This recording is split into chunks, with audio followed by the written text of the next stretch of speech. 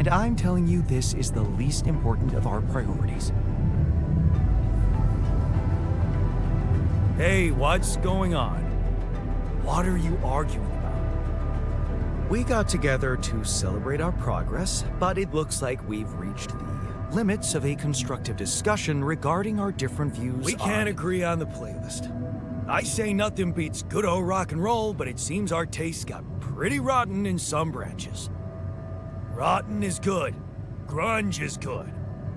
Please, why can't we at least take it easy with the music? Chill out. Calm our nerves. You might not have noticed, but I was trying to make a point. If you really have to listen to music now, pick something we can focus to and think about the challenges ahead. Ever heard of a surgeon celebrating while the patient is still on the operating table? Yada, yada, yada. I bet your taste in music is just about as fresh as that patient. That's because your narrow mind will never grasp the beauty of AI-fueled synth jazz. Okay, guys, Let's not kill ourselves over a stupid party playlist, please. you never said what you'd want to hear.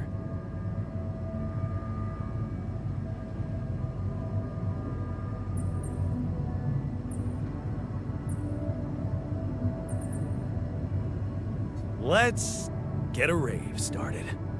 Unbelievable. Look, There's definitely one thing we have in common. We are very emotional about a party playlist. of course we are. Hey, I just realized something. Correct me if I'm wrong, but didn't we all start out playing with Frickle Pickle? Oh my word. Just as I was fighting so hard to get that memory out of my mind. The very mention of that ludicrous name makes me want to die of humiliation. Come on, it was a high school rock band. It had to be cringy to be authentic. I actually have fond memories. Blisters on my fingers from strumming those strings all night. And thank goodness that joke of a band broke up when everyone went away to college. Speak for yourself. I got together with the guys several years later and we jammed on the weekends. Some good tunes we played too. And to think it all started with Uncle Martin's guitar. He wasn't exactly a perfect teacher, unless you wanted to learn how to chug a bottle of beer in under 5 seconds. That's because he was a musician, not a babysitter. Remember the first thing he made us play? Itsy bitsy spider went up the water spout.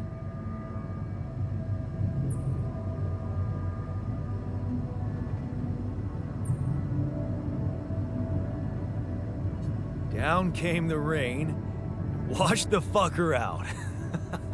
I'm pretty sure it wasn't that. I wonder if we'd even remember how to play that simple tune. I haven't touched a guitar in ages, really. Oh, I never gave up jamming with the Freckles.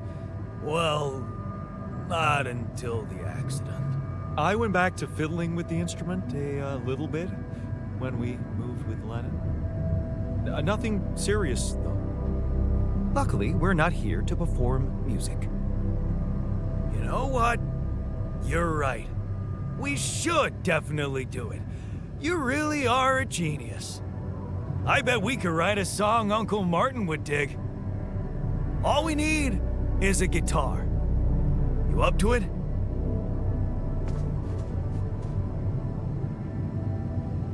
Man, I'm telling you, busy. Hey,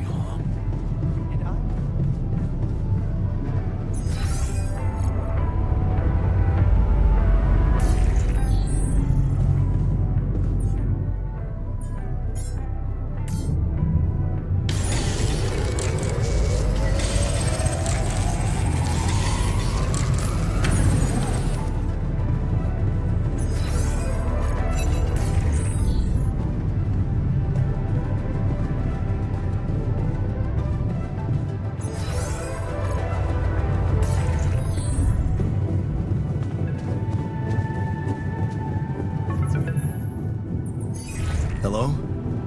Jan, this is Maxwell. I have to say, I am disappointed. What about? Your wife, Lena Berg? I thought you were supposed to keep her out of this.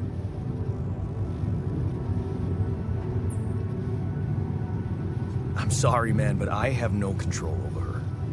She puts her oar into everything, you know? Jan, this is no laughing matter.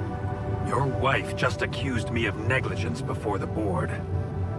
You do realize I am going to face a lot of scrutiny now. We are going to face it. Luckily for you, her ignorant meddling didn't delay the dispatching of your rescue mission. About time. Oh, so you're not happy with my methods either? Please don't make me regret stepping in to save you. At least tell me your cargo is all right. Rubidium? Yeah, it's safe, don't worry. Good. And your altars? Are there many of them?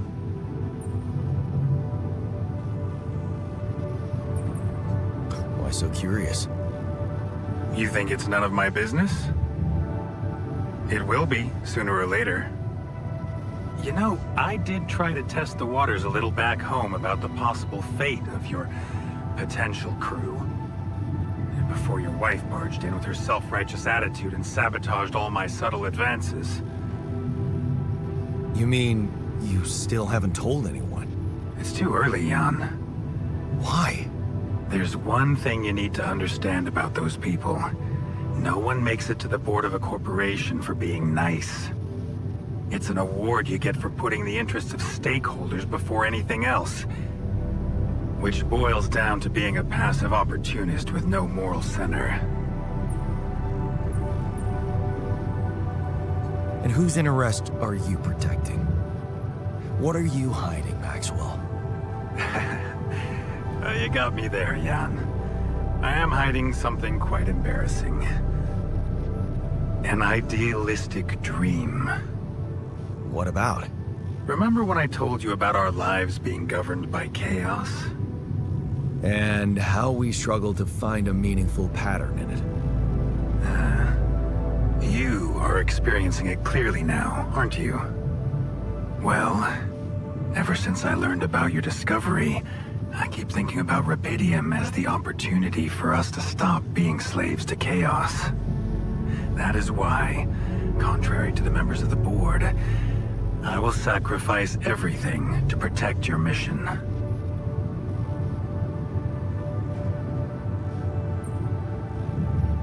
I'm not really sure I want sacrifice. It usually comes with a promissory note. Then why did you run to your ex-wife for support? You prefer to rely on someone who has no idea about your situation? At least I know I can trust her. I don't know much about you. Fair point. Maybe you're right. I should have been more open with you. About what? You see, the career in management wasn't always what I had in mind for myself.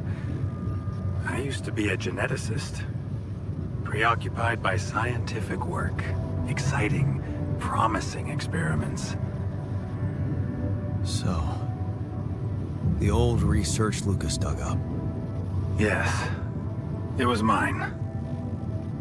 You're responsible for all this. The mine records, the branching. It's never just one person, Jan. But yes, I was in charge of that project. Who commissioned these experiments? I can't say any more, Jan. Especially when the board is all over me with their questions. For the very same reasons I had to discontinue my work. And this is where it gets tricky. Because if anyone from the board finds out what we've done together, they could get the wrong idea, if you know what I mean.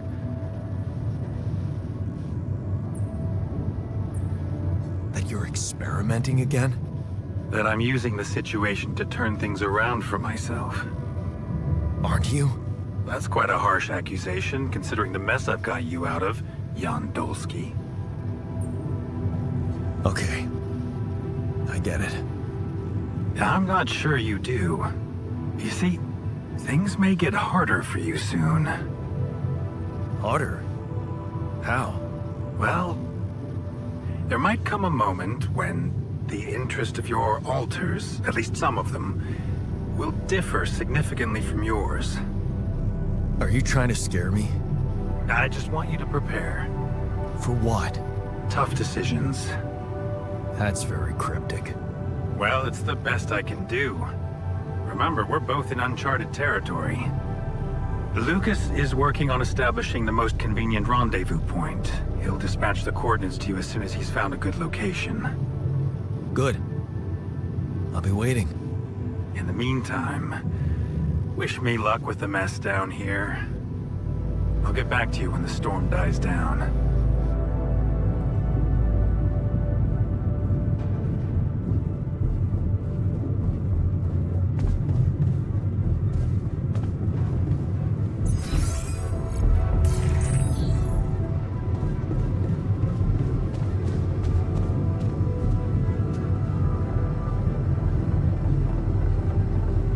Okay, I've got us a guitar.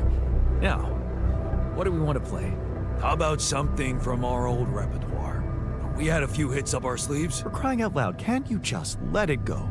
Do you really want to sing something a 16-year-old version of yourself wrote? True. That could be a bit awkward. Huh. People liked our lyrics, but yeah, I guess they didn't age well. We had some sick tunes. How about this? We could use one of our old tunes, but come up with new lyrics. Something fresh and relatable to, well, our audience. And by audience, you mean? Us, obviously. Let's write about us. What do you think, Jan? I like it. Let's get down to it. That's the spirit. And what exactly would you write about? Like I said, something relatable. We should write about us, our crew. What unites us, what divides us. I would add something about the love that we share. All good songs are about love. And I could sing something about things we really want to get back. From the bottom of my heart, you know? Sounds like a plan. I'll take the first verse. You, Brainiac? What about me? What's your subject of choice?